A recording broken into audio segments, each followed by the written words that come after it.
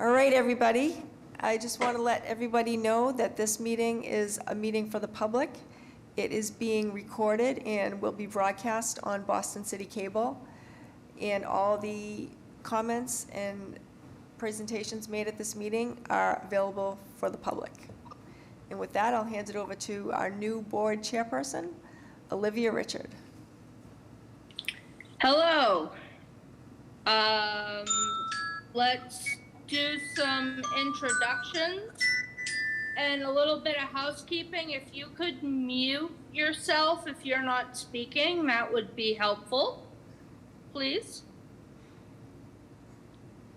All right, and we'll begin with introductions. Carl? This is Carl from Brighton Center. Carl Richardson. Ducia? Ducia Lebovskaya, or Ducia L for short, and I'm from Boston, Mission Hill specifically. Paul? This is Paul Karen. I live in the West End, advisory board member. I work up at the BPDA and also in the Laborers Local 151. Jerry? Yes, I'm Jerry Boyd, advisory board member, and I live in West Roxbury. Kyle? Hello, Kyle Robidoux. I live in the South End, Lower Roxbury neighborhood of Boston. Yardley? Hello, this is Yardley Sanchez, board member, Worcester. Elizabeth? Elizabeth Dean Clower, Vice Chair. Congratulations again, Elizabeth. And I live in Back Bay. And Wesley? Hello, this is Wesley Ireland here. I am signing through a sign language interpreter. I'm an advisory board member, and I live in the North End. All right, did I get everyone? Looks like I did. All right, move on to the next, which is approval of January and February minutes. Do I hear a motion to approve? I make a motion to approve the January and February minutes. This is Carl. Second? I second. All in favor? Aye. Aye. Any consent, any dissent? No? All right, motion passes. Minutes are approved. All right, now we have our community partner presentation. Aye. Which is the Boston Police Department Safety Net Program. I guess that means I'm up. That's your up. Let's see. All right, I think I know how to do this. Let's do your audio. There. And present. All right, can everybody see that okay? Yes. If you could describe any visuals on screen, that would be Sure. great. There's not really much in the way of visuals per se. We've got some words, and then there will be a couple of videos that we can explain what the videos show. Hi, everybody. I am Jenna Savage. I live in Roslindale, and I am the Deputy Director of the Boston Police Department's Office of Research and Development, which means that one of the things I do is apply for grants and manage grants, and I've been doing so in the area, in particular of mental health, for about 10 years now. And over those 10 years, I've gotten to know Ralph Poland and Scott Martin of Safety Net, who first worked with the Boston Police kind of informally through one particular officer who's very interested in issues related to developmental disability in particular. But we then were able to formalize this partnership starting in 2014, we got some grant funding to let us purchase some safety net services for people. And we now have another such opportunity through a current BJA grant. BJA is the Bureau of Justice Assistance.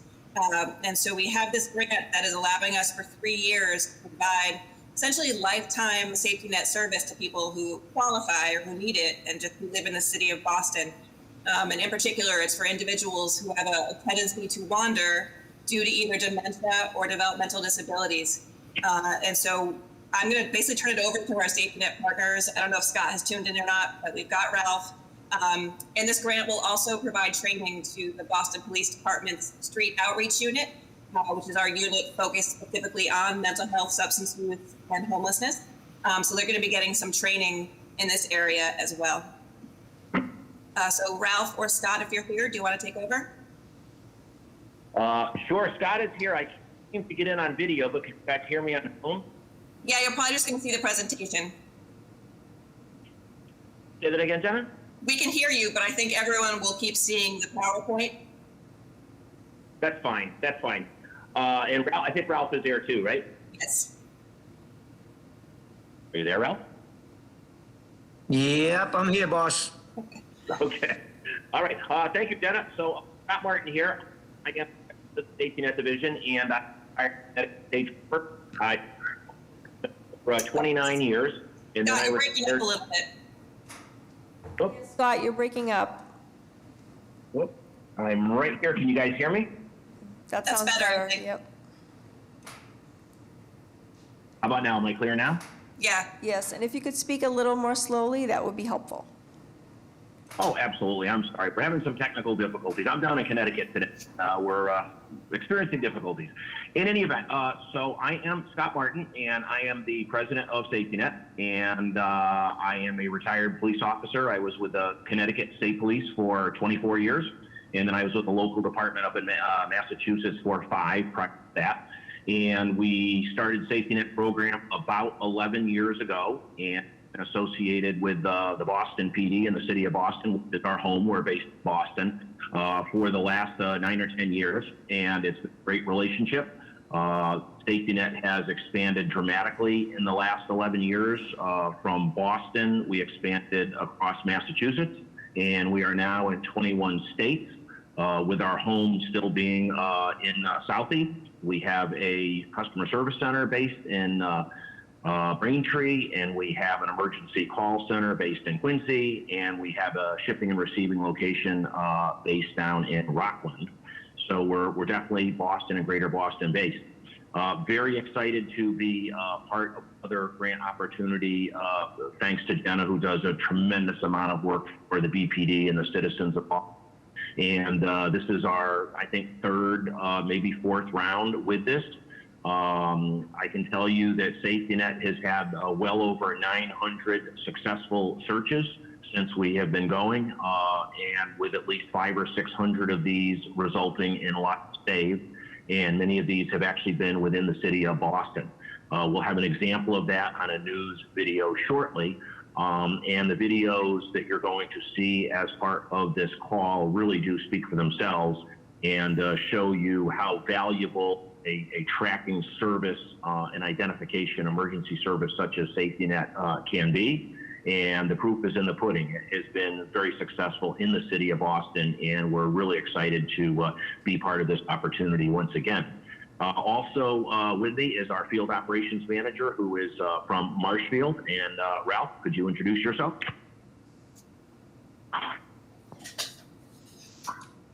Hi, everybody. My name is Ralph Poland. I retired from the Marshfield Police Department down here on the South Shore.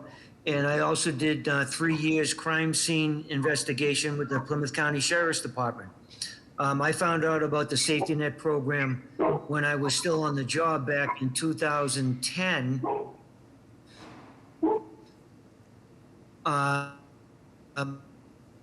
Just to give you an idea, with Alzheimer's, who had wandered from his caregiver at home. And the entire of him, the midnight to 8 shift called in early to search for him. The state police sent a helicopter with a forward-looking infrared camera to see if they could pick up his heat signature. This was in February, 22 degrees out, and we didn't get the call till about 8 o'clock at night. So it was, pitch black, very cold, 22 degrees. The two towns north and south of us sent their canines to search for him, and we couldn't find him. So we spent hours and thousands of dollars trying to locate this gentleman. The good news is that he was located, but not by the search team. Just by luck, he had wandered into the open garage of a single-family home in the area. And the family came home that evening. When they went to pull into their garage, they saw somebody sitting in their other car, and they thought it was being stolen.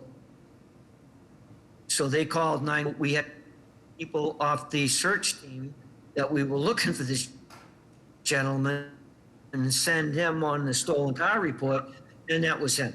So a couple of weeks later, I found out about this program, brought it to our town. We were trained and equipped. And to this day, with small population, 25,000, we average in the vicinity of 25 people on this program, ranging from Alzheimer's, dementia, children with autism, traumatic brain injury, any cognitive issue that would require, or, maybe to cause them to wander off and become lost. And Jenna's going to show you a video in a little while of a gentleman that I actually put the tracker on before I retired.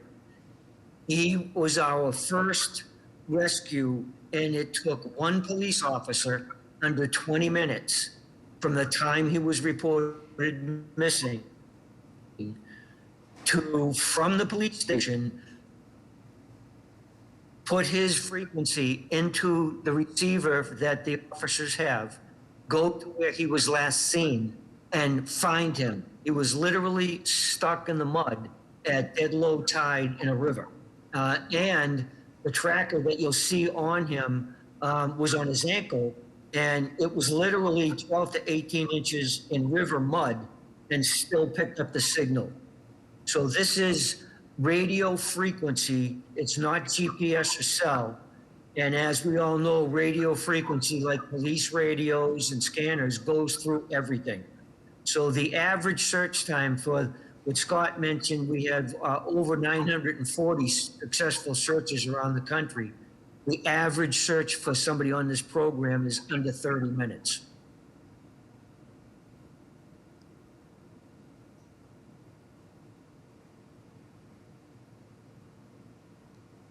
Okay, can everyone see the presentation again?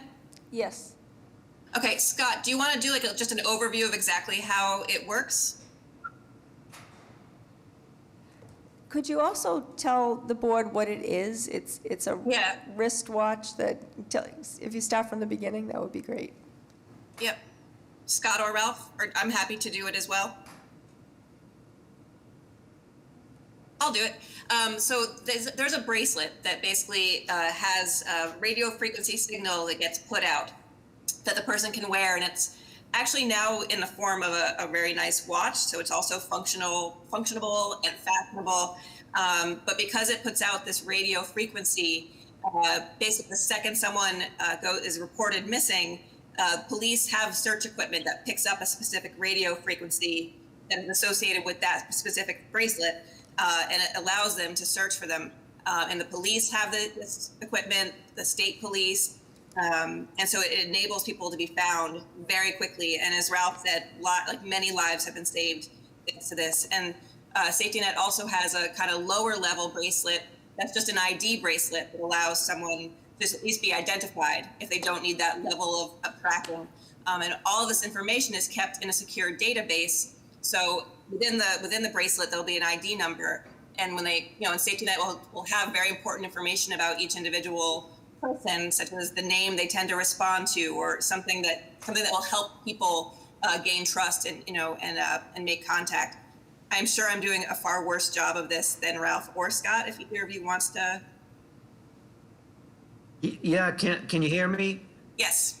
Okay, I can jump in.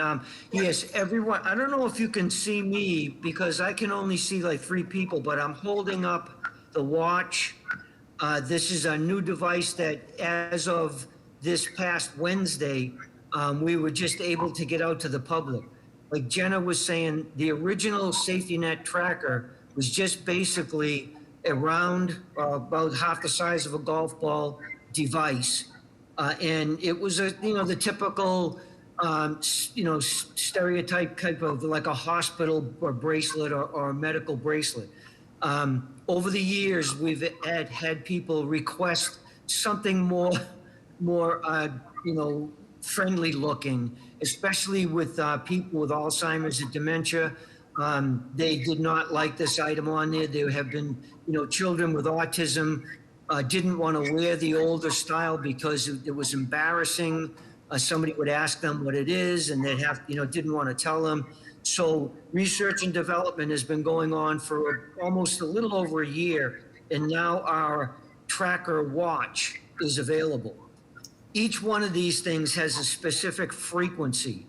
And when somebody goes missing, we have the caregiver call absolutely 911 first, and then call safety net afterwards just to make sure that the appropriate authority or agency is actually going out looking for this person, because it could be somebody from California that is visiting in Boston and goes missing in Boston. So every one of these has its own frequency and ID. We, like Jenna mentioned, we have a 24/7 call center. So when the person goes missing, the officers, Boston PD, can go on our database, plug that person's name in, and a photograph shows up for positive ID. The frequency for that specific person shows up. And like Jenna said, any particulars that may be involved with this person. So like the person's name is John Smith, but he likes to be called Frank. So that is in the database. So the officers know that this gentleman's name is John Smith, but they're going to address him or call for him by the name of Frank. Also information about whether or not this person could be aggressive when approached by police. So all of that information is in this database that law enforcement knows about. And also we've had several what we call reverse saves, which actually one happened in Brighton not long ago. It was in July. A gentleman was walking down the street, 70, 75 degrees out. He had a full winter coat on, like a big, huge winter parka, a fuzzy hat, one of those Russian hats that's got the, fuzzy ear muffs. And he was walking down the street, and a police officer driving by noticed this and didn't look quite right. And being the trained observationists that we are, he pulled over and asked the gentleman, where he was going, just to start a conversation. Well, the gentleman was nonverbal. He could not speak. The police officer noticed the safety net tracker device on his wrist. So the officer took out his trusty buck knife, cut the strap off, opened up the back, took the battery out, and inside is the frequency and ID of that person. On dispatch, he calls dispatch and says, I have a safety net client here who's nonverbal. His frequency is 216123. Who is it? Dispatch goes on our secure database, brings up that person's information, and is able to email that information to the officer on the street to include a photograph. So now the officer has positive identification as to who this person is, even though they're nonverbal. And it turns out the gentleman was living in a secure assisted living facility about a mile away. So the officer was able to put this gentleman into his cruiser, drive back to the facility, and return him to safety to his caregivers. Ralph, So could you it's- hold up the watch again? Hold it up close to, could you hold up the watch again so the board Yes. can see it? Hold it up a Hold it little higher, higher. Ralph. Higher. Can you see it? There you go. Perfect. Okay, so this has a button on it that, I just dragged this one out of the warehouse. It's not set up yet. But the button on this one here, you probably can't see it. It's kind of embedded into the plastic or the rubber. But when you push that button, the watch turns on and tells the time. You push the button again, and it tells what the battery life is. So the caregiver knows that a month, 2 months, 3 months down the road, they can keep looking at the battery life. It's going down to, 70, 80, 60, 50, 40. So at some point in time, they can take it off the person, plug it in and charge it up for a couple of hours and put it back on. So there's no batteries to change. Jenna, in the and then- interest of time, could we show the video? Because I'm thinking the board members probably have some questions. Absolutely. Okay. Sure. Let's see. So the Marshfield video, Jenna? Yep, you got it. I have to keep the video relatively small because the quality gets worse when I enlarge it. Hopefully everyone can see it okay. And if you can't hear it, let me know, but it should work.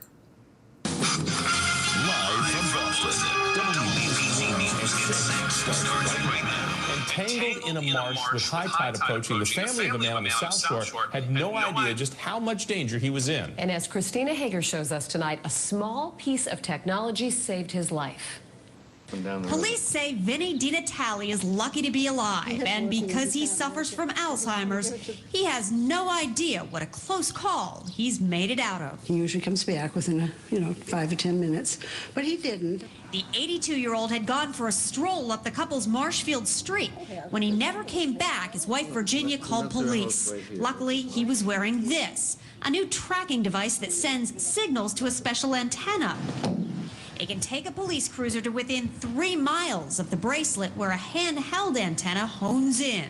It narrows it right down to a pinpoint. Normally, when Mr. DiNatale goes out for a walk, he heads this way to his favorite store. But this time, he went the other way. This is where he ended up, stuck deep in this marsh. He was in an area where nobody could see him. It was a remote area, very close to the South River. He was trapped in a patch of briars and unable to get out. Police say they would have had no reason to check in the depths of this marsh, but for the little bracelet sending out signals. It basically saved his life today. The band around his ankle that Vinny DiNatale had complained about at first. Now he's used to it, and his wife... I just feel so much calmer, just the fact that he has this dumb thing on here, and it works. In Marshfield, Christina Hager, WBZ News. And we're glad it does.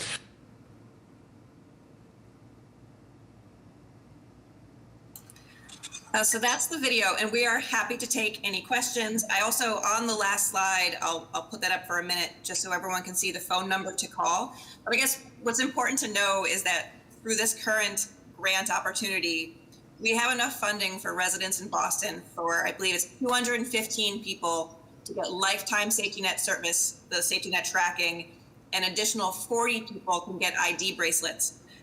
And so we want to get the word out both to officers, which I've been working on doing, so that when they encounter someone who may have wandered, they can let the family know that this service is available. But also we want to get the word out to the community. And it was during a city council hearing that Councilors Flynn and Campbell, I didn't even know this commission existed, and made this wonderful connection.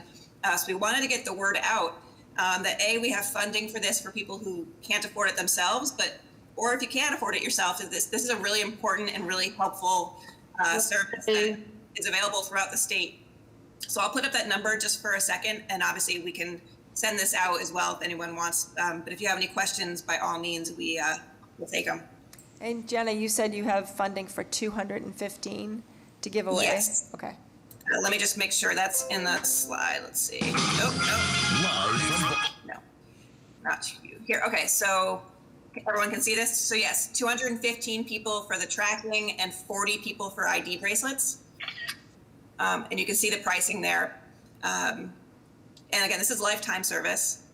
And so we're really excited to have this opportunity. It's essentially going to be given away first come, first serve. The only thing that's really required is that you be a City of Boston resident. And then you enroll by contacting Safety Net directly at this number, which I'll show on the last slide. It's larger there. And just reference the Boston Police Program to basically get access to this funding. Here's another video which you can watch and here. So this is the phone number you call directly to get to Safety Net. And our email addresses are down here. But again, happy to share this slide, to share the presentation, answer any questions, and just really grateful to Ralph and Scott for this partnership. It has been one of the most feel-good parts of my job. It's just really gratifying to know this is getting out there to people who need it. I'd just like to say a couple of things on the ID bracelet that is connected into the same secure database as the tracking device. And again, this is an ID bracelet. It has no personal information on it for that person. It has a safety net, our name, and a code number. So any officers or anybody, for that matter, that comes across somebody wearing one of these bracelets and they're unresponsive or nonverbal, that number can be called, and the same as the issue that the Brighton police officer said, that information to include a photograph for positive ID can be emailed to EMS, police, anybody that finds this person positively, brochures explaining about what we call the E2, the brand new tracking device, watch, I should say. And if anybody wants hard copies of this thing, you can email me and give me a good street address, an address I can mail these to you, and we'd be more than happy to send you a supply of them. Great. Great. So let's start with the questions. Elizabeth was first. Well, thank you very much for the presentation. Having had a father who wandered off before this kind of technology was around on an occasion, I certainly recognize the value of it. One of the questions was just answered about the cost of them. I was wondering, and I think you had answered the other one about a client's willingness to, a customer, whatever the right word is here, a person's willingness to wear it. But I was wondering also about durability and those kind of issues, or is it just if there's any problem with the watch for whatever reason, it's a replacement issue, that it will be replaced promptly, that kind of thing? Yes, I've been with this program since 2012, I'm sorry, when I retired, but 2010 when we first got involved. There are people in my town and around the country that came on this program in 2010 that have the exact same tracker for all those years. The amount of ones that have had to have been replaced, 99.9% of them is because somebody somehow cut them off and threw them down a toilet and there's no way to recover it, or just smashed it to pieces somehow. So they're very, very durable, and they have been since 2010. This brand new one, the tracking watch, we don't have any history yet because, like I said, these just came out and we started distributing them Wednesday. But I feel very confident that we're going to have the same issue with this. But they are waterproof, I believe, and I also assume that we would, if something were to happen, we would replace it. Yes, they are waterproof, and if there was ever any kind of an issue with them, they would be replaced. Thanks. Okay, Wesley? Yes. Okay, so my questions are somewhat similar to Elizabeth's, but I will ask them anyway. I do have a few questions, and they're two different topics. So the first, I think, from my point of view, it kind of sounds like maybe this would happen later, but this is just a different perspective. We want to make it safe for people who have cognitive disabilities. So I'm just wondering, if they're required to register through that program, and if they have to have a consent form that's signed, and if so, who fills that out? Is that the person themselves who are getting the watch, or would that be maybe their legal guardian, perhaps, or their caregiver? So who would sign that consent form? And then they would have to wear the bracelet or the watch at all times? Are they able to take it off in an emergency situation? So that's sort of one set of questions. My other question is, I've been thinking about the future developments of protection. So do you think you would have the opportunity to work with some smartwatch companies like Apple or Fitbit? Because I'm thinking about those people and those companies. Maybe they would prefer to have a watch, like a smartwatch, instead of this, no offense, weird looking device. So those are the two sort of versions of questions that I have. Yeah, sure. Thanks, Erica. As far as the who signs up for this program, it would be the caregiver. We have a caregiver agreement, and basically what is the caregiver is going to let us know that the person going on this program does have a cognitive issue. They do not have access to a vehicle. They do not have access to public transportation alone. They can have somebody go with them. And they have somebody that would be able to report them missing 24/7. So they have to, not so much medical care 24/7, but a responsible adult that would be able to know that this person has gone missing 15 minutes ago, as opposed to somebody, a caregiver is going to work in the morning and then coming home at 5 o'clock at night and notice that the person isn't there. Are they gone 5 minutes, or are they gone 7 hours? Which is a huge difference. And that is what we call our caregiver agreement. The other question, what was the other question that you had, Erica? I'm sorry, I should have written them down. I think that's his question, actually, but I think it was about whether there's going to be any future partnerships maybe down the line with smartwatches and that kind of thing, which is both great. Okay, yeah. That is probably not going to happen, because this is RF radio frequency. It's not GPS or cell. And in certain situations, GPS systems are lost, the signals are lost. Just a perfect example, a little over a year ago, there was a young boy missing from the Boys and Girls Club in Dorchester.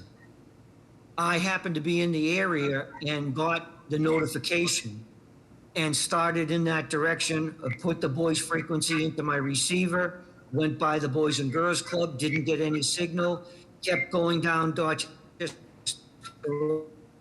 Ave. And when I got to a certain area, hand switched over to a handheld, and when I pointed my they call it a Yagi antenna to the ground, I got the loudest signal. I was at the Savin Hill T-stop, so the GPS never would have gotten that signal. We've had people that were multi-story buildings where you would get the signal GPS that if you followed it, you could track that person that they went to this multi-story unit building, but you don't know where they are in the building.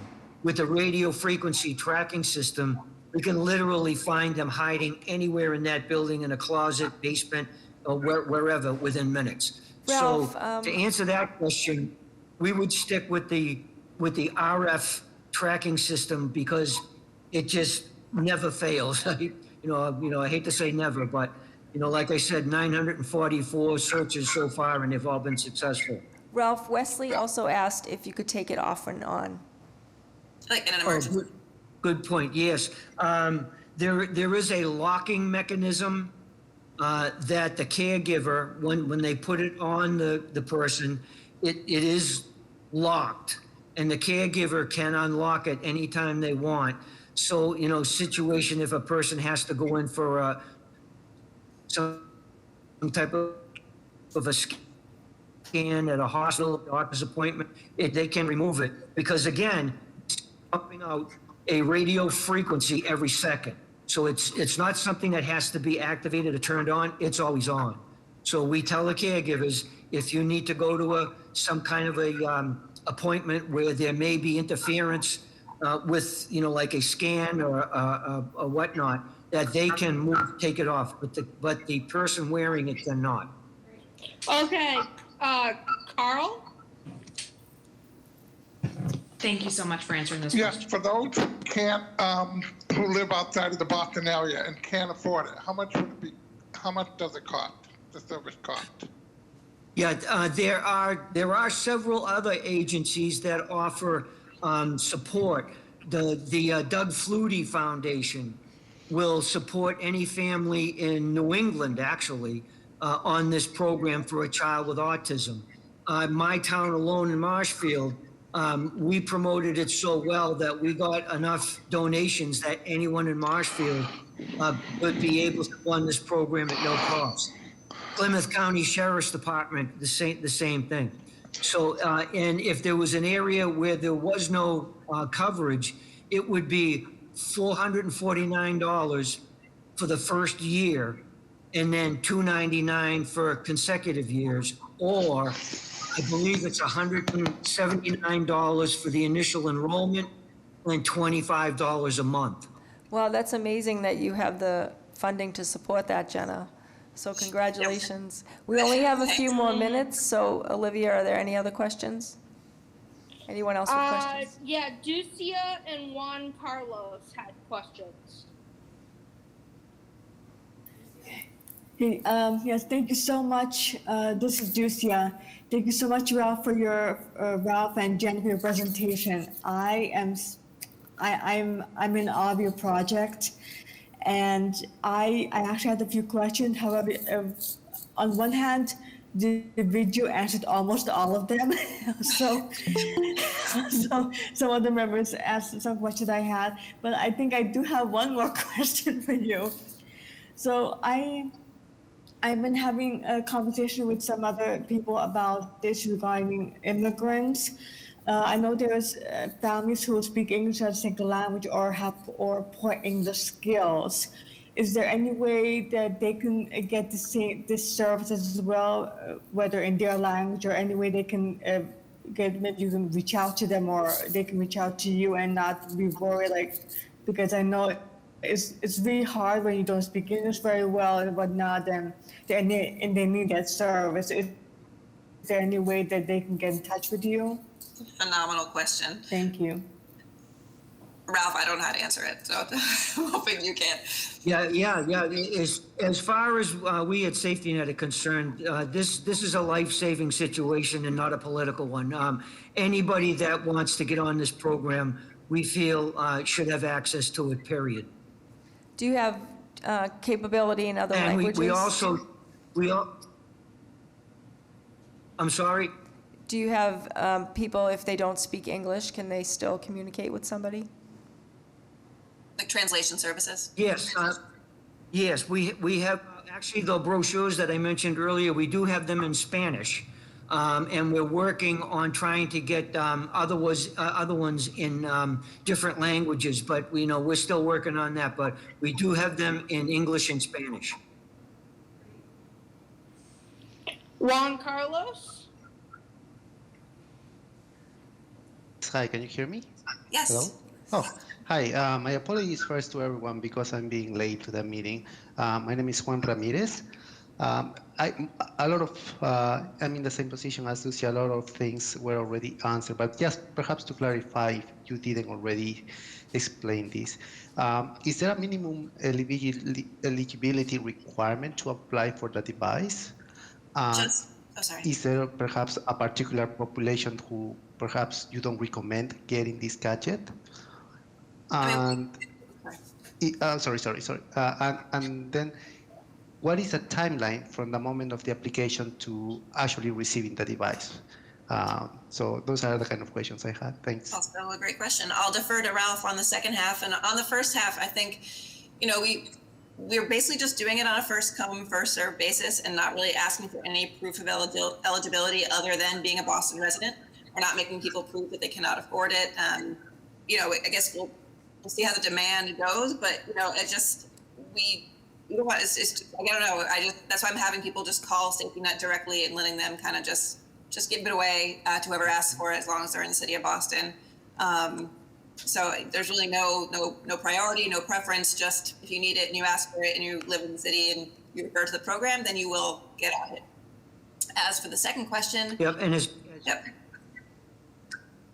as far as how soon can somebody obtain one of these things, I'll just run you down the process. So a caregiver would call customer service and mention that they have a loved one that has a cognitive issue and they would like them to go on this program, and they live in the city of Boston. What the customer service would take all of their information that's going to go on our secure database, like all the stuff that I mentioned earlier about you know, things that they like. They may be afraid of dogs. They could be aggressive. All of that information is put into this database to include a photograph. So we ask the caregiver to email a photograph of this person, just head and shoulders shot of this person, to go in the database. Once that is done, customer service sends the order to our warehouse here in Rockland. We fulfill the order the same day, ship it out the door the same day. So the customer would probably get it the next day, or depending on if it's a Friday, they'll get it a Monday. And then what we ask the caregiver to do is, once that device shows up, they need to actually put it on the person and then call us and let us know it's on the person. There's the reason for that is there's been a way back in history, before we had that requirement, people got the device, did not put it on the person. A month, 2 months went by. Then, you know, that person went missing, but they did not have the tracker on, and the law enforcement agency couldn't locate them. So now we have to make sure that this device is actually attached to the person. So we have that caregiver call us back and let us know. And at that point, up until that point, on the database, we indicate that they are waiting to be activated. And as soon as the caregiver calls us back and says, yes, it is on my uncle's wrist or whatever, then we go back to the database and activate it.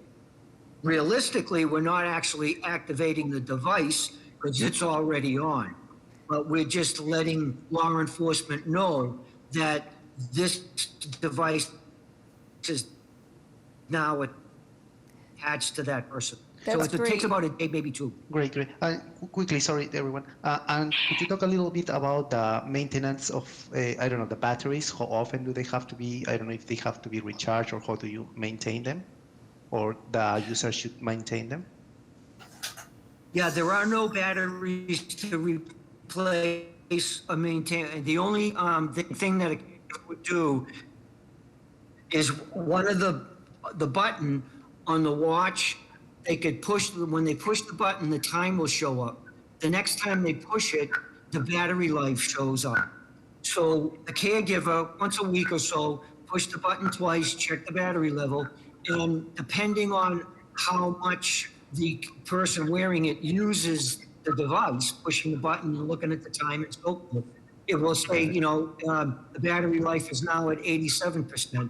Then a week later, now the battery life is at 75%. A month later, it's at 42. And at any point in time, the caregiver can remove the device from the person, charge it up for a couple of hours, and put it back on. Got it. Thank you so much. All right. In the interest of time, I think we will move on to the next presentation.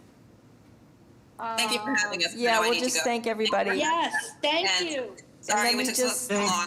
If anyone has questions. Let me give a please- final wrap-up, just to say that my office will be working on outreach, and everybody has the contact info for Safety Net.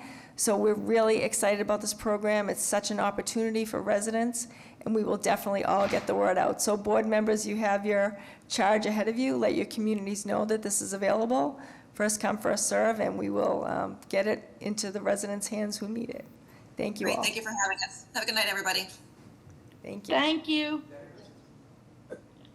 All right, the next presentation is our city department presentation, which is by the Office of Emergency Management. So how you doing, everybody? Thank you for having us and allowing us to present at today's advisory meeting. My name is Kyron Owens. I'm the Communications Director of Management.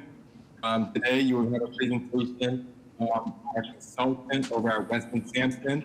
The representatives who will also introduce themselves very shortly will be Adria and Steve. And then you really go over the natural hazard mitigation planning process, which is why we are here today. So just to give you guys a little bit of a background about the Office of Emergency Management, I'm sure a lot of you may have not heard of this department. Our mission is really to enhance the city's capacity to prevent, protect against, respond to, and recover from major emergencies in the city. And so through this planning process is one of the ways that we hope to do that. And so what I'll do now is I'll pass it over to Adria, who can actually open up the official presentation, and then I'll come and close it out with you. So thank you. Thank you so much, Kyron. Hi, everyone. My name is Adria Boynton.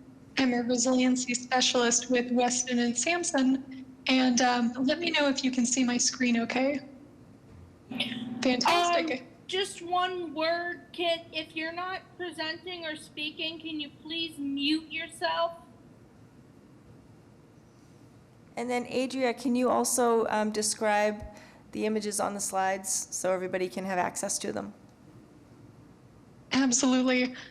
So I'll start by just thanking everyone for giving us time on your agenda tonight. I'm showing an image here of my photo and my colleague as well, Steve Roy. Steve, do you want to introduce yourself quickly?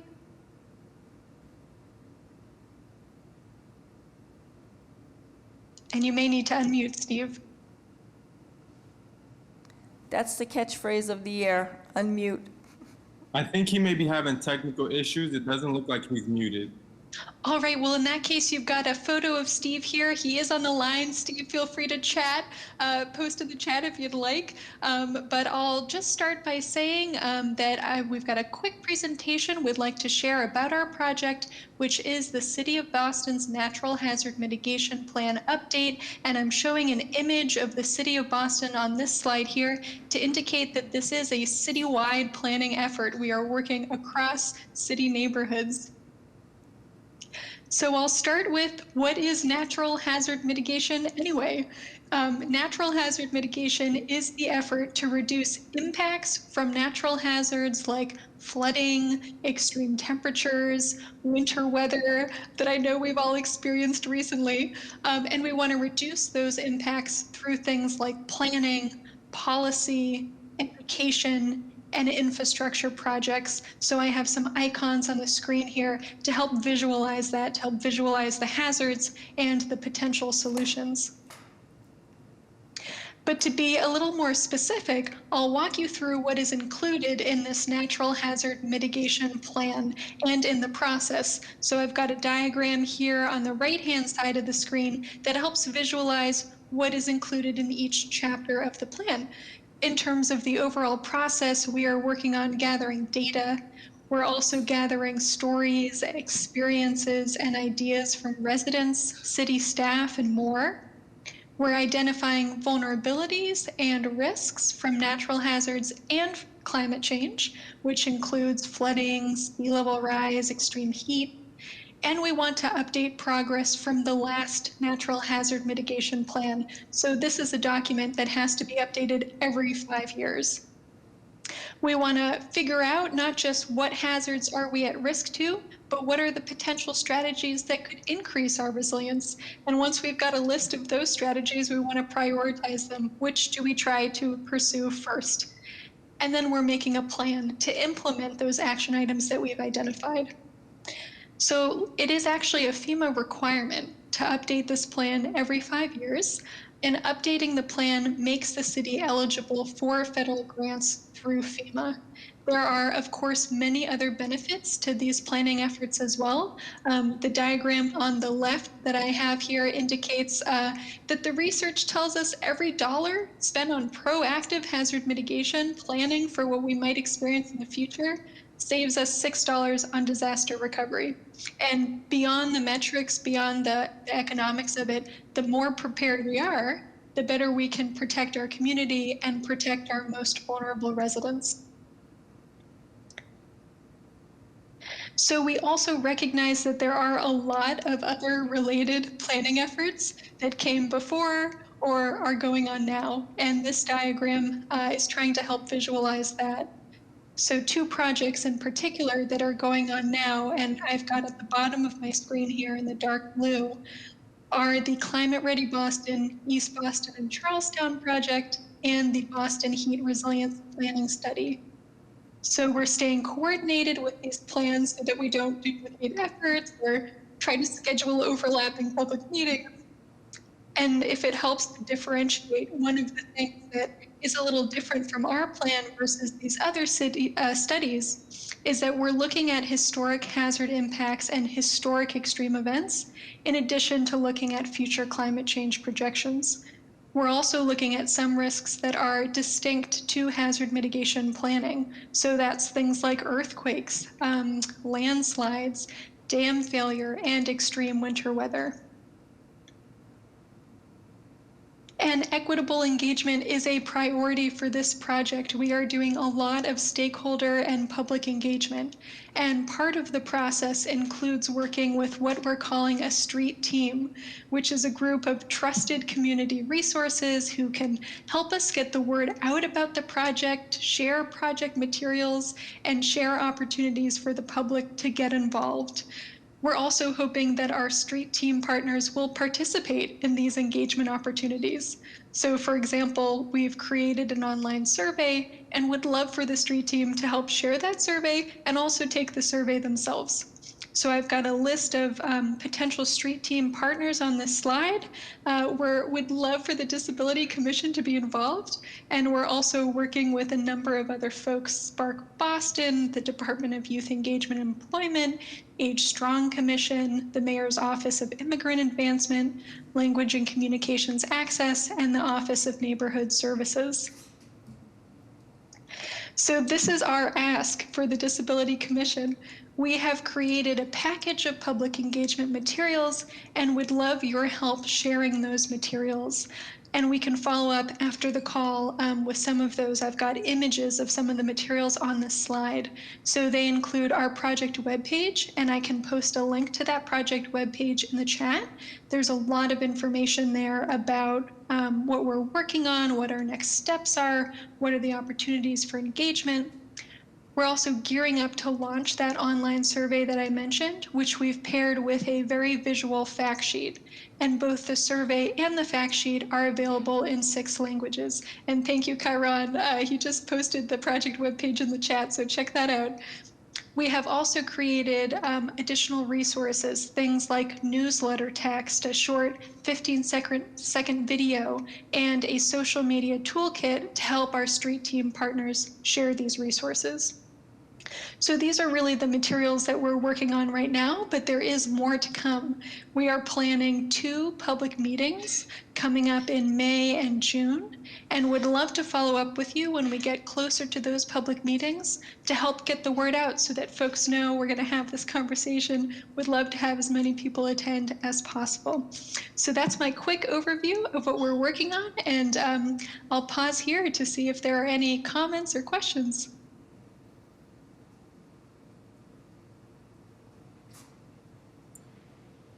Adria, really quickly, is it okay if I share the survey link, or do we just want to do the webpage for now?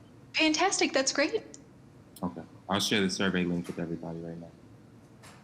I had one question, kind of an Alright, overview question. Does anyone have any questions for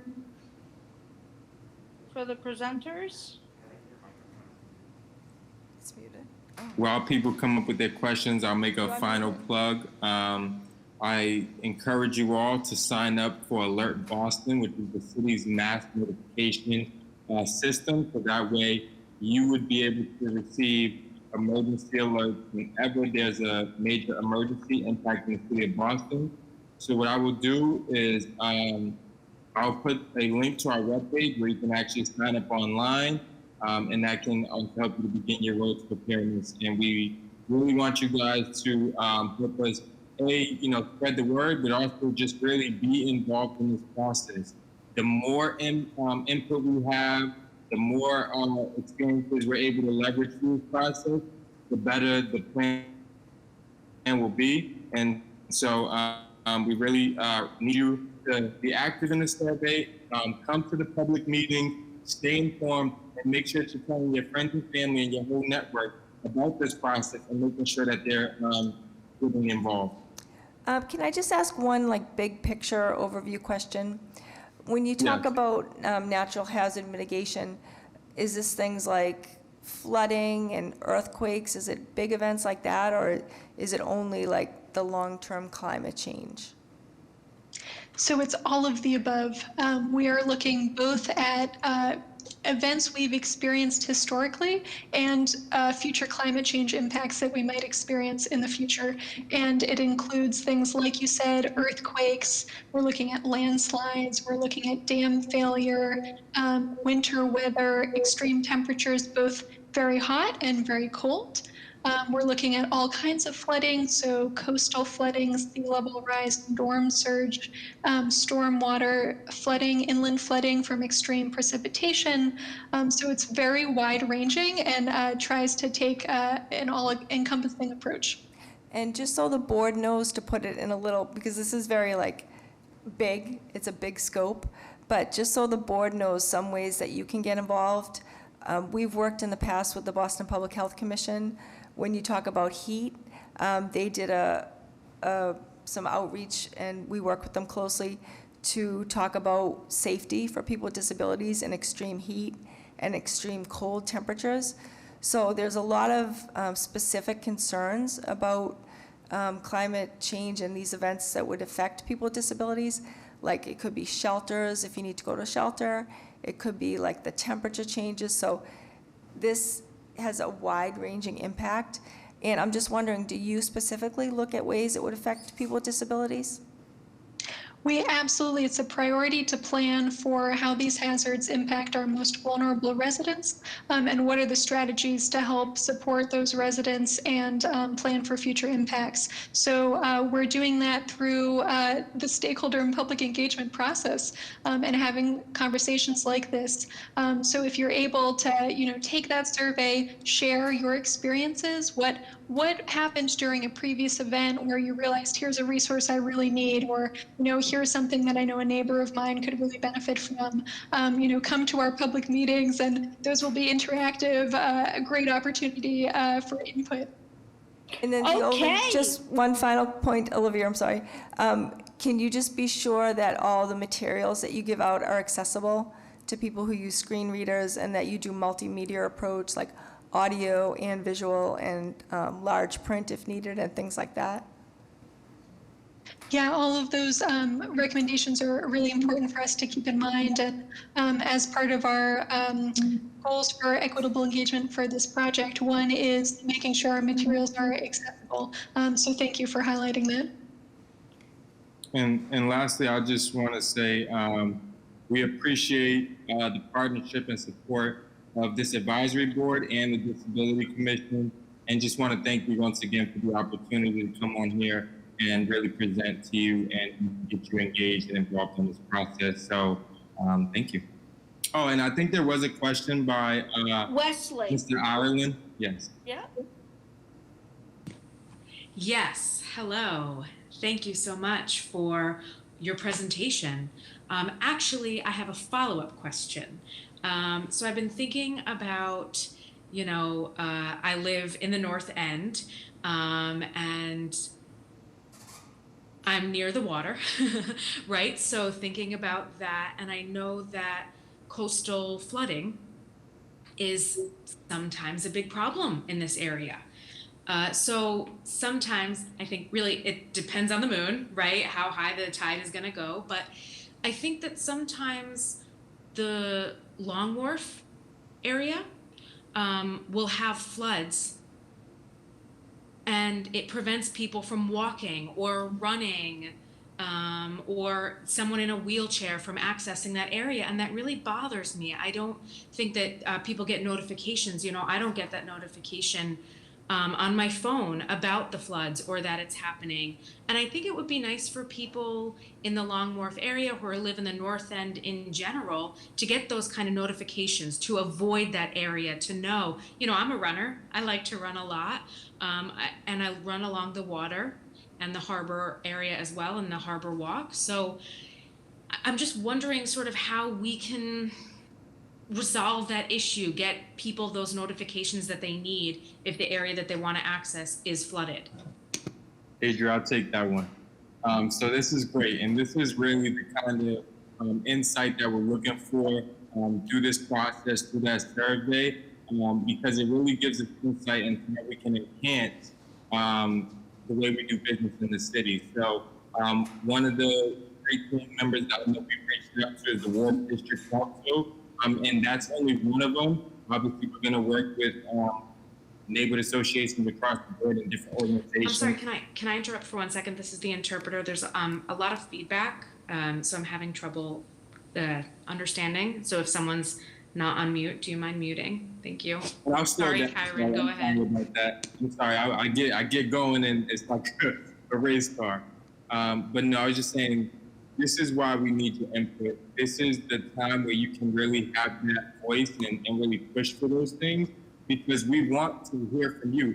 How can we enhance the way we do business in the city with making sure that residents are prepared and they're made aware of things that may be impacting the city, especially on a major scale, where it's impacting obviously the way it feels.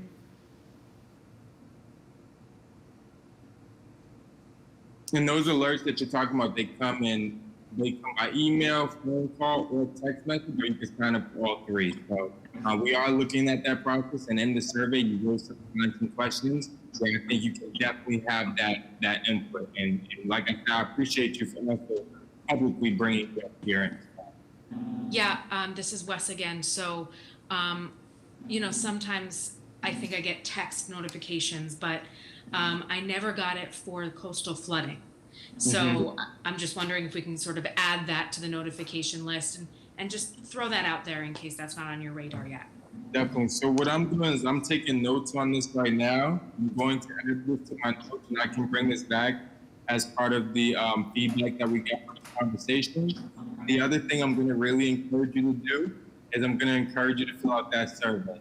And I'm going to encourage you to have your friends and family fill out that survey who can support what you're saying. And then that can help us to change the tide, because we are looking at the type of alerts that we send out. And if that, we need to enhance that or increase that. Because right now, the reason why you don't receive those alerts is because it's not a major emergency impacting the city. It's kind of like Morrissey Boulevard, if I can use that as an example, where it floods, everybody kind of knows, and we just kind of work around it, but it's not per se a major emergency. And so I think that this could be an opportunity where we can maybe send out weather advisories in addition to emergency alerts and things like that. So that's the best way to really move that forward.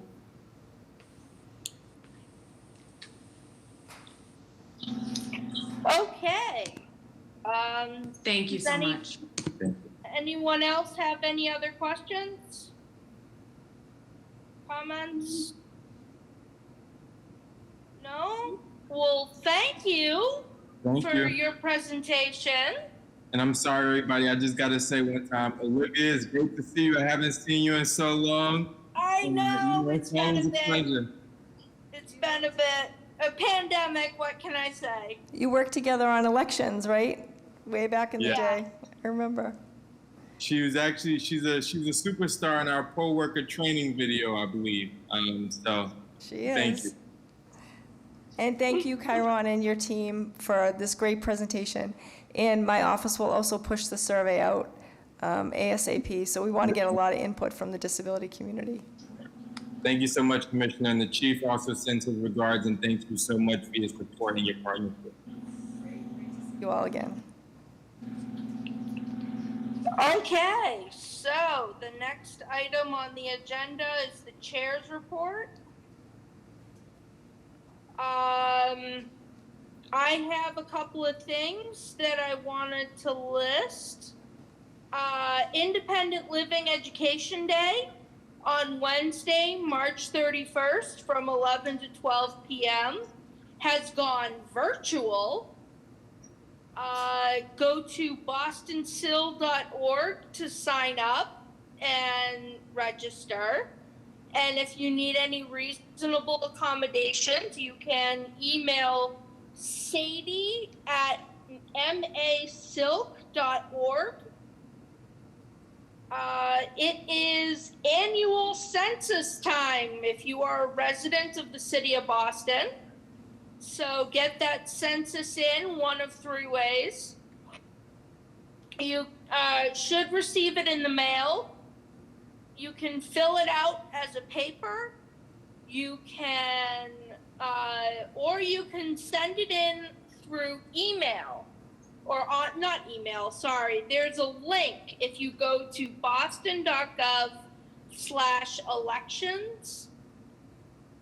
There's a link to fill out the census electronically. I highly encourage you, if you have kids, this year's census add-on for the city to get data is about childcare. And so if you could get those in, those are very important, not only for you to be able to vote, but also for the city to be able to serve you better. Olivia, can I add on to that before you go to your next item? Yes. So we had done a lot of work actually with Chiron when he was in elections a few years ago to also get a disability survey added on to the city census. And it was on there for a few years, but I think through some transitions and staff and things like that, the disability survey is not up there right now, but we're working closely with elections to get that put back on. And basically what it is it's similar to the questions that are asked on the American Community Survey. If you don't know what that is it's a part of the Census Bureau where they ask detailed questions on disability.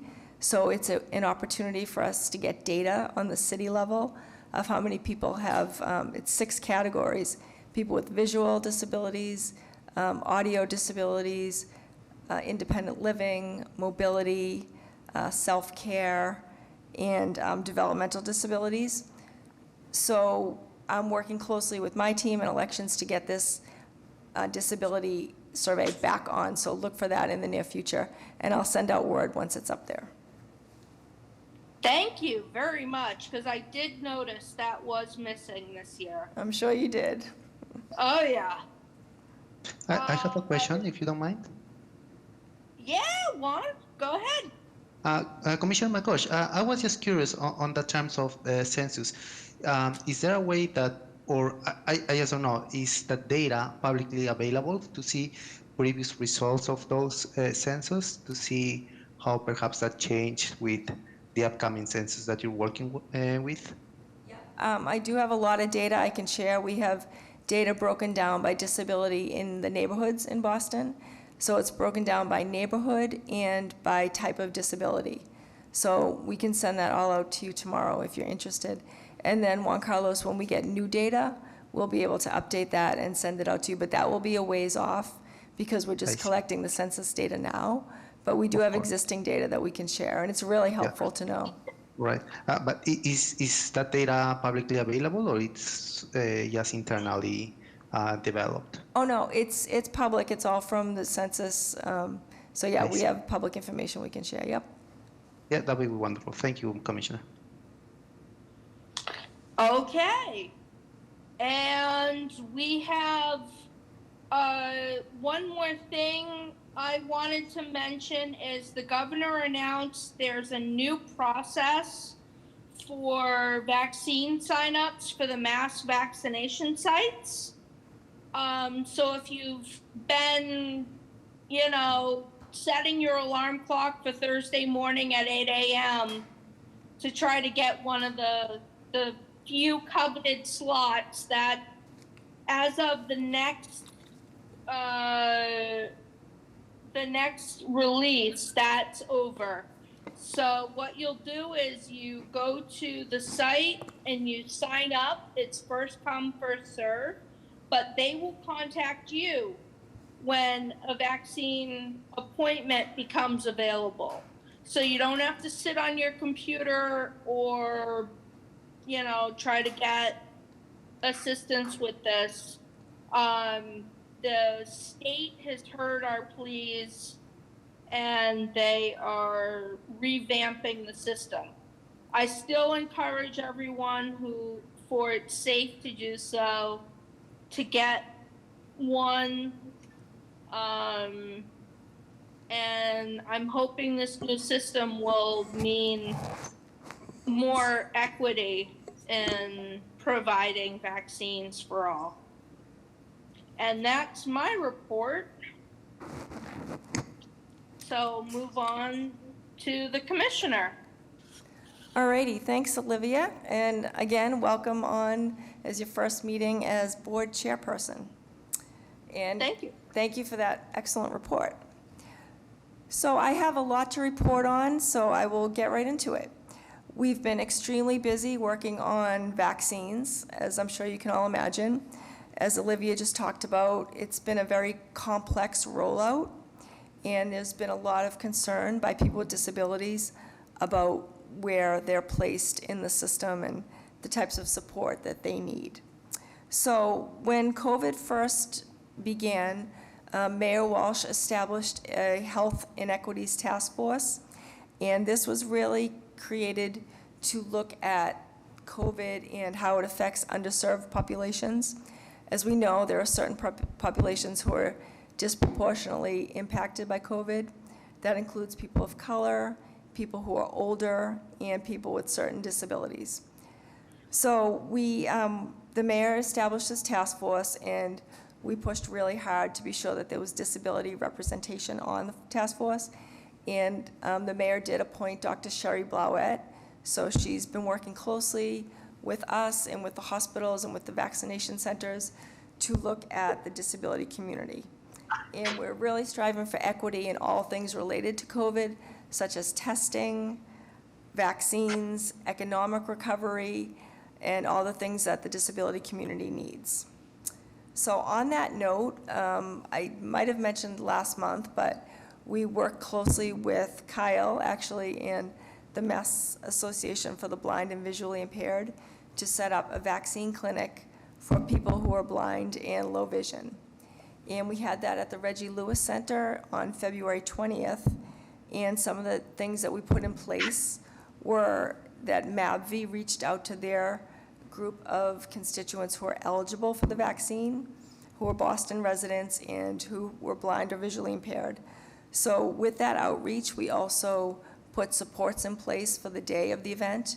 We did some training for staff and volunteers in working with people who are blind. We worked, Kyle brought in some volunteers, sighted guides for people to have support throughout the vaccination process.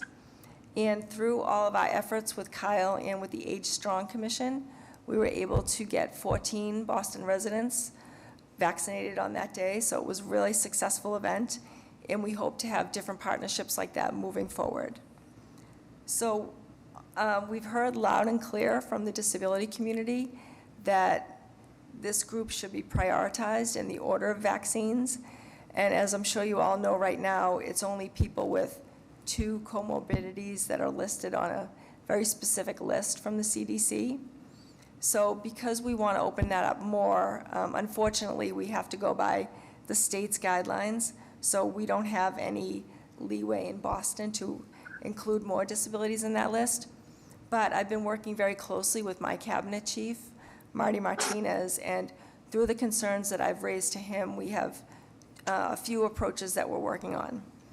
So first of all, we are, my chief, cabinet chief Martinez, he raised the issue up to the state level of the idea of having someone with a disability be able to accompany a PCA to get a vaccine the same way that people over 75 can bring a companion.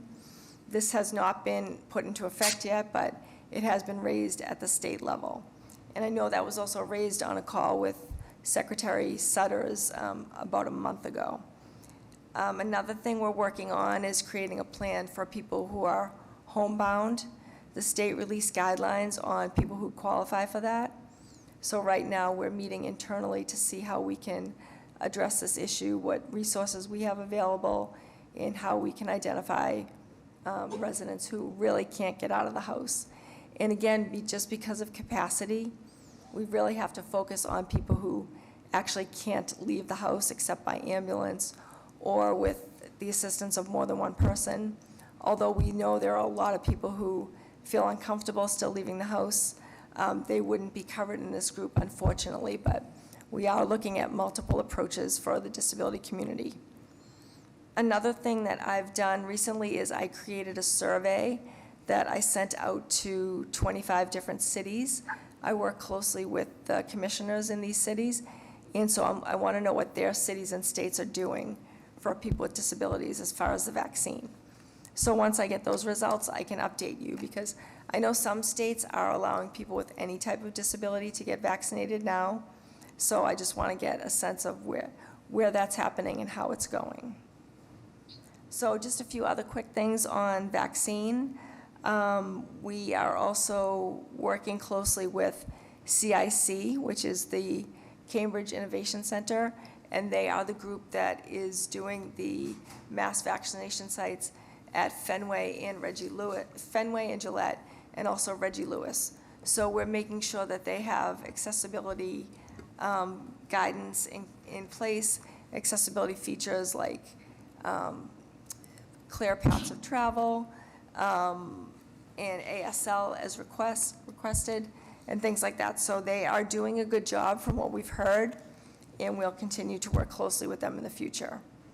And also, if in case anybody hasn't heard, Fenway will be closing at the end of the month, and it will be moving to the Heinz Convention Center to make way for the Red Sox. So in some ways, that's really good because it's a little bit of a return back to our old way of life. But just make sure we get the word out to the community that Fenway will be closing in the near future. So that's it for vaccines. Where it's such a big issue, I'd like to pause here and ask for questions, and then I can finish the rest of my report. Does anyone have questions or comments?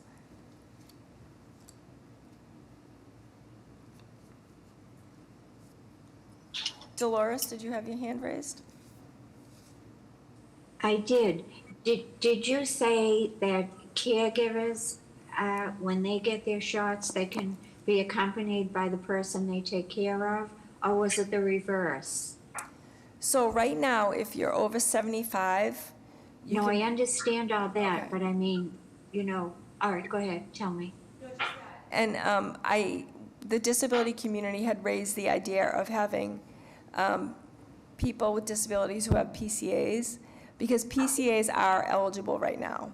I should have made that clear.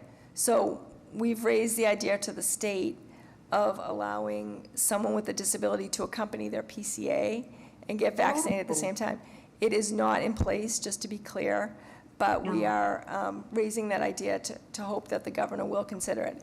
And I know that there's been a lot of advocacy by the disability community. I did send out to the board, and I hope you all got a chance to read it, but the Arlington Disability Commission wrote a letter to the governor to urge him to prioritize people with disabilities. And I know that the board had voted last month to write a similar letter to the governor and to the mayor.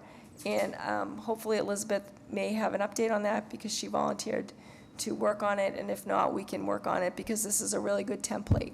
So right now, the disability community there are no changes in our priority, but working strongly on advocacy. That's a really good approach, though, to have the client go with the caregiver.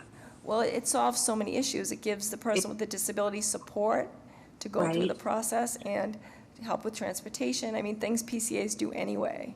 So it makes sense. I hope it works out. Any other questions before I move on? I wanted to say something. Yep. I guess, I don't know whether you want me to address the specifics of the letter now or under old business, because I do want to, I did find the template helpful and I did want to give the group an update about that. But specifically in regard to what you're talking about, what I'm hearing in other contexts is the reality right now is that as far as the number of vials that are available in Massachusetts versus the number of slots that people could sign up for takes it through to the end of March right now. And so I think these ways that you've talking about partnering are very important, and either now or later for the letter. I frankly view this as, I thought there were some excellent points in the Arlington letter, but I view it as more of a civil rights issue, or certainly it's a different group, but the RTAG executive board is well aware of the obstacle of transportation. And although we don't have anything to report right now, but we are actively looking into that aspect of one of the challenges for people with disabilities. So I will get that out to you. And Commissioner, part of this might be an offline discussion to find out that I think, like Arlington, for as far as concrete things to propose, what additional are in the working group working on this letter, or at this juncture here and now, what additional things to propose in addition to ones like that you've already got in place, or that make a lot of sense. That it's ironic to have to think of it as the other way around, but either any way that it works, that people with disabilities are definitely not being served by the system the way it's functioned, as we know from everything from how quickly the dexterity, or how fast you can get an appointment, to that some people are willing to drive an hour, 2 hours in each direction to get a vaccine. Or I've even heard of scenarios where people who weren't on a list on a given day are able to show up in a setting and, get, I guess, something where someone didn't show up. But those people with disabilities often don't have those kind of latitude. So I'll be in touch offline and then help get this out. That I've been following different aspects, different threads of it, but it does need to be now. So why don't we talk about the letter under old business, just so we can get into it in more detail, and I appreciate all that feedback and look forward to talking with you offline. Sure. One other note, just to let people know, I was able to purchase a large bulk order of clear face masks with some grant money that I had. So we gave a big group of those masks to the Reggie Lewis Center so that they can serve people when they come in to get vaccinations, and also gave some to Age Strong that they're distributing. So if anybody knows anyone who needs them, we have them available for community members on an as-needed basis, and we're working closely with the vaccination sites to make sure that they have them. Commissioner, I just had a couple of things. Sure. This is Jerry, by the way. I wanted to echo, I think that is a fantastic idea about having, PCAs go with their, PCA users go with their attendants. I think, as you mentioned, I think it will, kill so many birds with one stone. And frankly, I'm disappointed that the state did not think of that much earlier. Yeah, it seems like yeah. a really big missed opportunity. Yeah, definitely. So please, if there's any way that we can, as a board or individually, assist with that advocacy on that, that would be, I'd be happy to, and I'm sure the rest of the board members would be as well. Around the issue of transportation, though, I have seen some news reports that the city of Boston is starting to do some mobile vaccination sites at some of the bigger housing developments around. I don't know if you've seen that, or you can provide any information about that, and maybe make sure that about the availability of the mobile vaccination sites. Yep, the city does have a number of vaccination clinics. And again, you do still need to be a member of one of the eligibility categories. So you would have to be over 75, or a healthcare worker, or starting tomorrow, a teacher. So the city is setting up dedicated mobile sites for certain things, like the teachers are going to be able to go to a certain site because there are so many of them. They can also go to other sites, like they're welcome to go to Fenway or Gillette or wherever they can get to. Sure. But there are going to be some mobile access sites there are some set up now. Boston Medical Center is doing some in the underserved neighborhoods. And I think there will be more to come. Some of the pharmacies are doing them. I know BHA is going to some buildings. I believe Olivia was a recipient of that, so we're glad to hear about it. And that's what I've seen. I've seen actually mobile, either an ambulance or something. It actually went into some housing developments and whatnot. And I know that just started last week or so. Yeah, BHA came to a couple of elder disabled public housing complexes. It was Boston EMS that was actually doing the jabbing. Right. But you had to be able to get down to the community room, and you had to have a photocopy of your ID and insurance card. So it wasn't like they were going to people's apartments or anything. And you had to have been basically signed up by the resident service coordinator. Well, that could be a barrier for some folks, I guess. Yeah. Jerry, It's a huge barrier. I think the point really is it's not going to be a one approach fits all.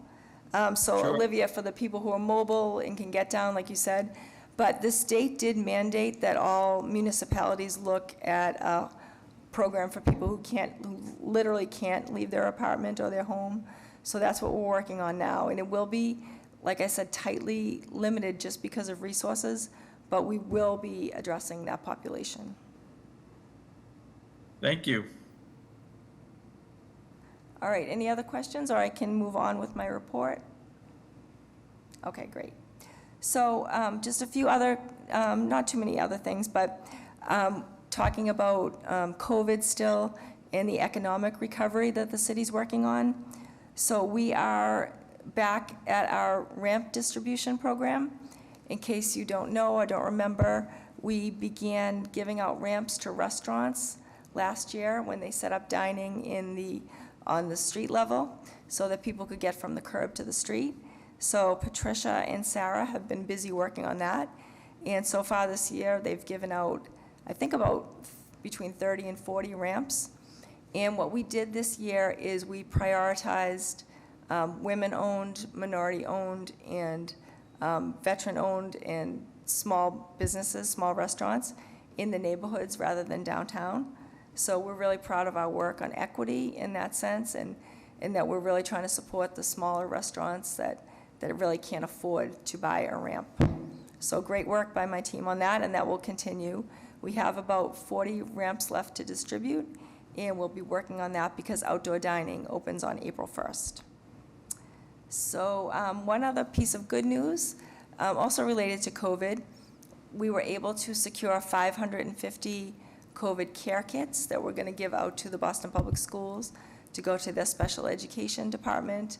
And these care kits include things like hand sanitizers, hand wipes, some basic essentials, some paperwork with information on resources that are available, information on testing, and all kinds of things that will be helpful for these families. So we're looking forward to getting those out soon.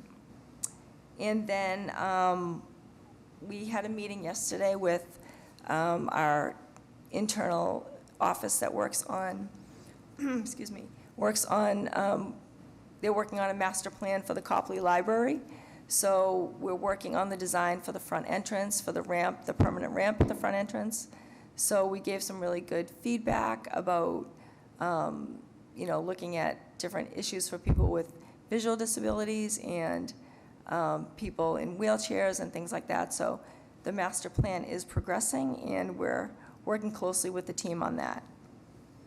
And then I believe the last update I have is on the caption ordinance. I know Wesley has been in touch with me about that.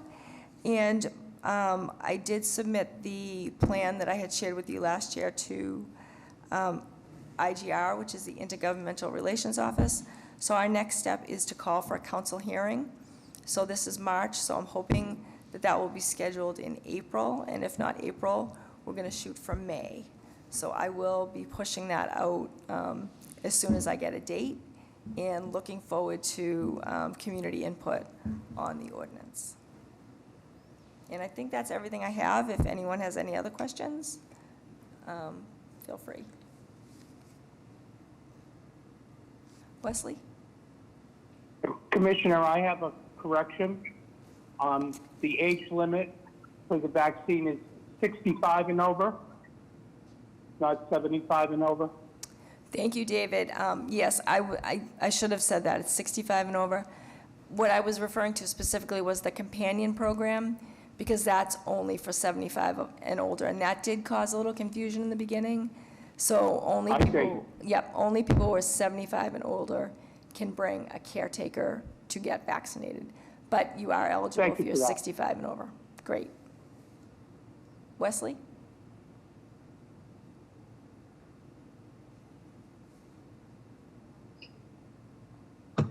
Hello, I have a follow-up question. And once you find out that date for the hearing, could you please move on and make the request for ASL and CART interpreting services? Because those kind of requests, they need advance notice. So that's the only thing I would like for you to do. Make sure we have ASL and CAT services requests in advance. Thank you, Wesley. And that will be an absolute requirement for the hearing. So no worries about that. We will commit to ASL and CART.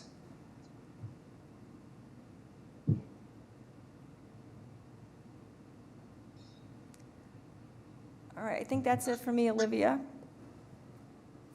Okay, on to announcements.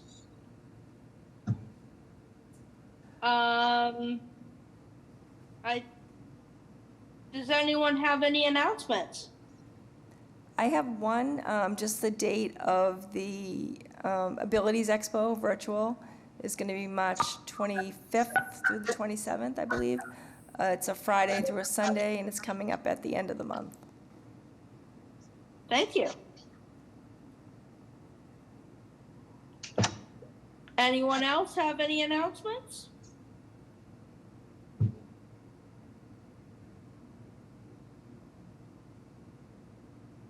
Okay, hearing none, let's move on to old business and the letter.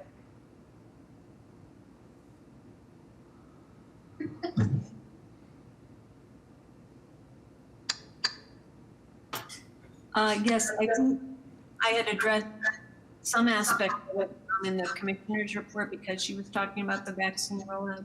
But for right now, I'd like to first hear what others' thoughts are about the Arlington letter, or specifically coming from the city of Boston. Are there, what additions or are the, what, having seen this letter, what would you like our letter to additionally include, focus on, that kind of thing?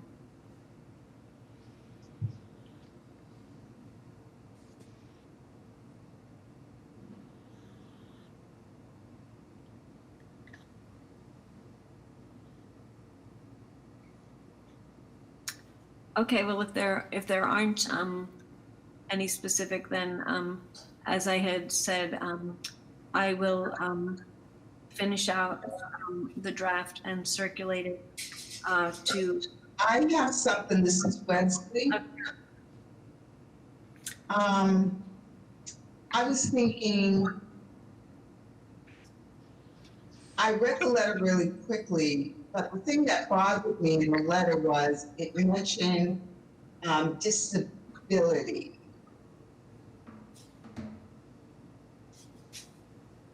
It did not mention disability specifically. And I don't think we need to add any specific disability. I don't think we need to do that in the letter. Well, the only thing I might, and we'll see what people think. I agree that you could not have an exhaustive, there's no way if you're just doing a list, you could capture every single disability. But I think, frankly, that one of its, and not only that letter, but in the program, the way that list is written, that as far as treatment, that it's not only what is someone's medical condition, but they've really so far excluded a large number of immunosuppressive treatments that don't have, if you don't happen to have cancer or you don't happen to have had a solid organ transplant, but you might be receiving an immunosuppressive therapy for anything ranging from rheumatoid arthritis, multiple sclerosis, certain bowel conditions. There are a lot of that. I also think that in the way that list has been, the narrowly drawn up list, I do think that at least it might be worth our while to just indicate a category, but no, I think that's, if anything, I think our approach wants to be people with any kind of disability are, that otherwise, if even the situation of saying the people with one disability, belong in the same category as, some of the people, the general public, that I think that, and I heard at least at a national level, there's now a big push for obesity, which again, I know they have data on that, and it's not just like we don't want to pit one medical condition against another, one type of disability against another. It's not trying to be disrespectful, but I really do think as a category for the cross the intersection of difficulties with, getting to places, potentially, not everyone's this fit, but that I do the challenges that people who have disabilities face already. I really would like to see some kind of system that is able to draw a much broad, have physicians involved, have that involved differently. But I do agree, there's no way we could just do an exhaustive list or trying to say that. I know the governor was proud, has stated that he was proud of recognizing that people with intellectual disabilities are in a different, that they should be prioritized. But there are many other significant types of disabilities. And I think that's where we want to try to fill in the gaps that aren't being filled in if people aren't able to, don't live in a large group setting, or don't live in an area where getting to a mass site is feasible. But anyway, I will take that into consideration as well. Elizabeth, See what you think. I'm happy to work on the letter with you if you want to start a draft. Sure. And circulate it to the board. I'm more than happy to help move that forward because, time is of the essence. And I agree. If you want to get it in, we will work with you closely to get it done. Yeah, that's fine. I do want to do that. And as I said, perhaps I focus too much on the element of transportation. But, I am trying to follow up on that. So I absolutely will do that. Great.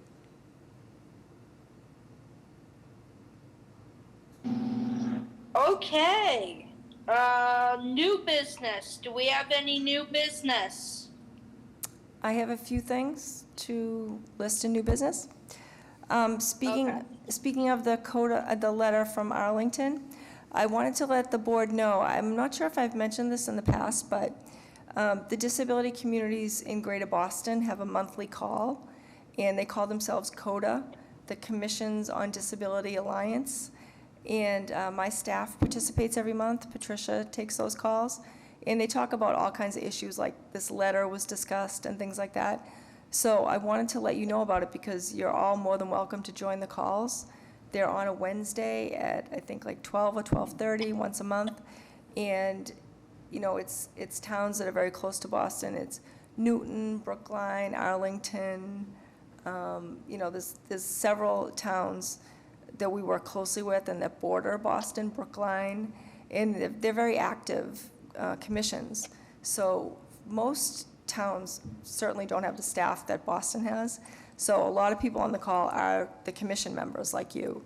So we can share the information with you. I'll send that in the email tomorrow along with the data that Juan Carlos asked for. So you're more than welcome to join. I just wanted to throw that out there. And I've been on a few calls. I have a standing meeting on Wednesdays that conflicts with this CODA call. But once I can change my schedule, I plan to join them as well because the few times I've been on, it's really good information and it's a chance to collaborate on things like this letter. So I would recommend it if anyone has the time.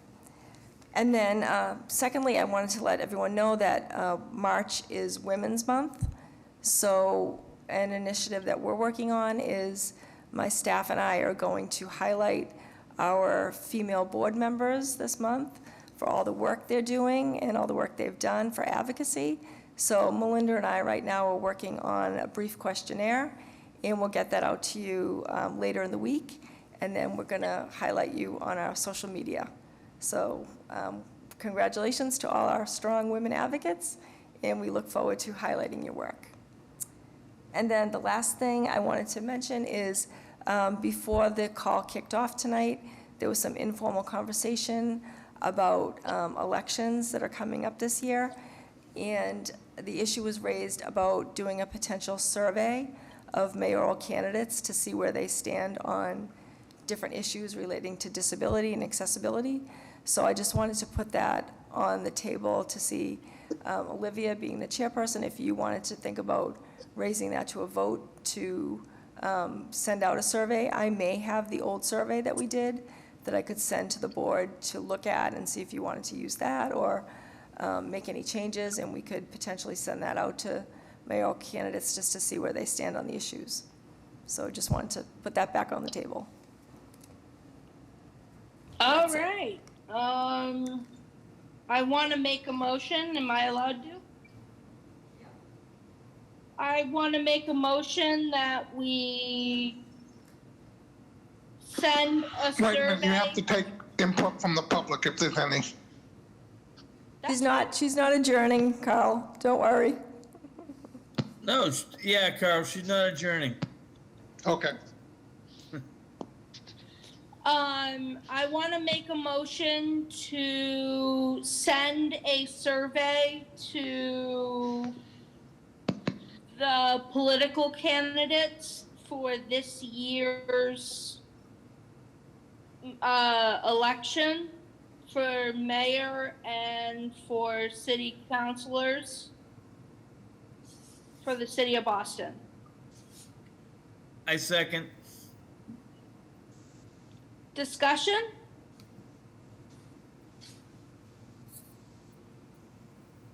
I would just say, I'm sorry, Olivia, I would just say, Commissioner, if you don't have the existing survey, can you let us know as soon as possible so that Olivia and the exec board can, and whoever can help draft questions? Absolutely. I'm pretty sure I have it, and I'm really glad that Paul kind of kicked off this discussion tonight, because I think it's a great idea to get the candidates' stands on the issues, because it makes them think about it, right? Even if they hadn't thought about it yet. Yeah.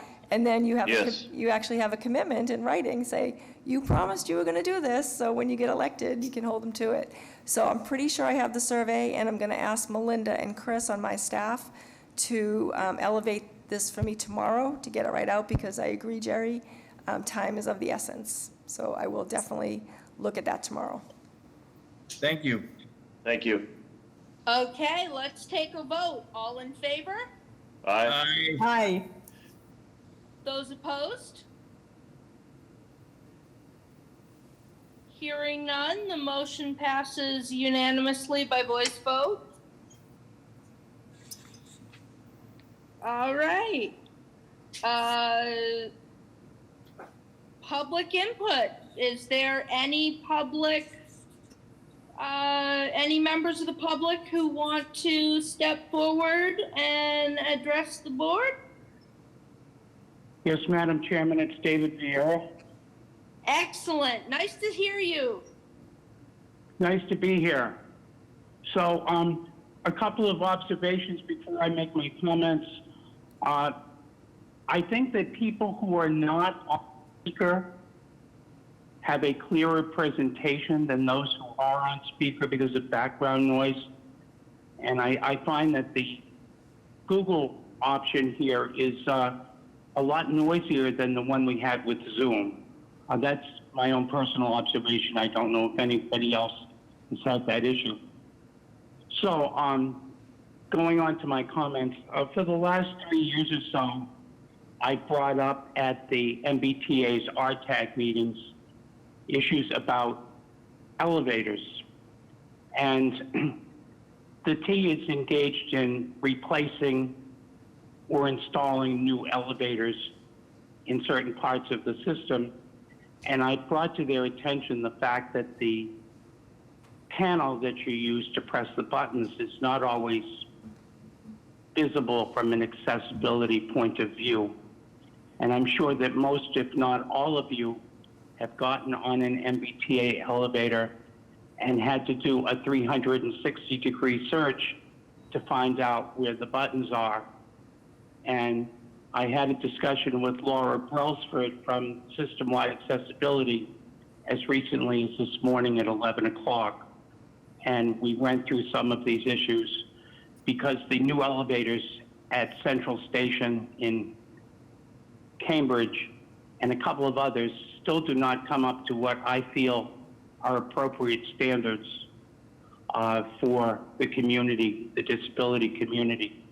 So if any of you have any views on that, I invite you to send an email to Laura Brailsford at lbrelsford@mbta.com. lbrailsford@mbta.com. And the second issue I want to bring up is, again, bikes on the streets of Boston. A few meetings ago, I was told that a brochure was being prepared and there was going to be some outreach to the cycling community. And I was going to get a call back on that, and I never did. I want to know where that brochure is at present and what outreach is being done to the biking community to ensure that standard traffic regulations and riding on sidewalks and through crosswalks and all of those other things that we know happen are being addressed to the biking community. And that's all I have to say. Okay, thanks, David. I can take those questions. So just talking about bikes, you are right that we talked about it. Melinda did create her outreach plan, and she finished her presentation. So I did have it on my list of things to do, but we've just been so overwhelmed with COVID work and down a staff person because Jessica left. Certainly no excuse, but I haven't had a chance to just complete the whole loop with Melinda. But I did want to suggest that we actually give the bike presentation at a board meeting. So we can do that next month if you're interested. Melinda and I can do it together. We can show you what the plan is. And then it will probably be good timing because the weather's getting nice now. And then we can launch into our outreach right after the board meeting.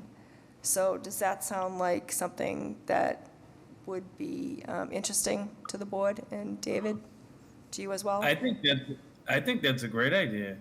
Because David, Melinda's also working on compiling a list of bike groups that we can reach out to. And one thing we want to include also is colleges, because we know there are a ton of colleges in Boston, and a lot of college students ride bikes. So if we plan to do this next month, at next month's meeting, it will give us time to go through our internal channels, because we want to set up a meeting with the bikes department, the bikes group that works under the Boston Transportation Department, to get their input and make sure we're on the right page and that everyone in the city's good to go. So again, like I said, we've just been overwhelmed with work and down a staff person, but we will definitely prioritize this and commit to doing it at next month's meeting, and then launching our campaign after that. So then. Commissioner, also, if David would like, I could give him a call, and then, or I could just do like a presentation with him via Zoom or Google Meet, if that works for him.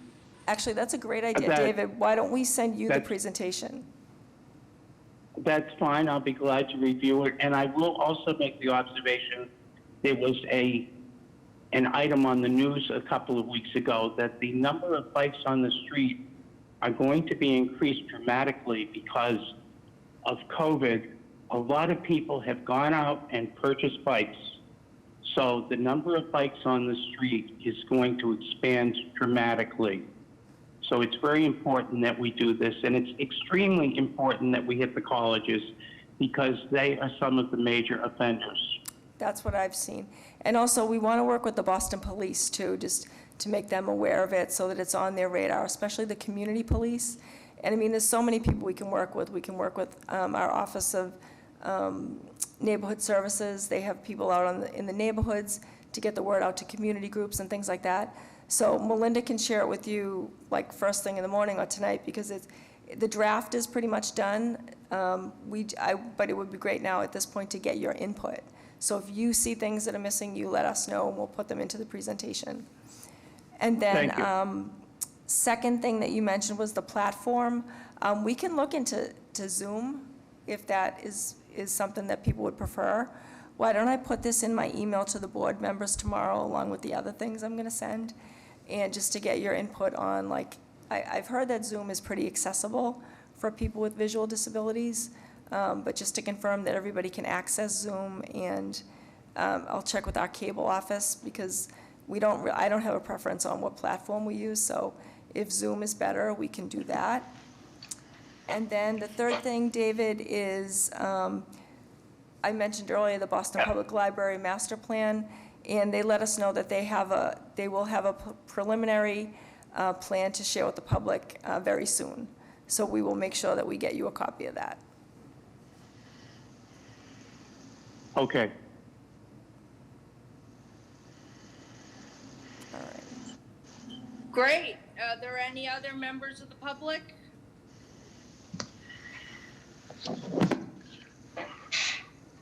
All right, hearing none. I make a motion to adjourn. I second that motion. It always has to be me that makes that motion, just so you know, it's Chair. Actually, one final little add-on, just before we wrap up. Melinda, why don't you and I talk in the morning, and we will also plan to get the bike plan out to the whole board, along with the other materials we'll be sending. Sounds good. I could do that. All right. The meeting is adjourned. Nice job, Olivia. Nice job. Great job, Great Olivia. Great job.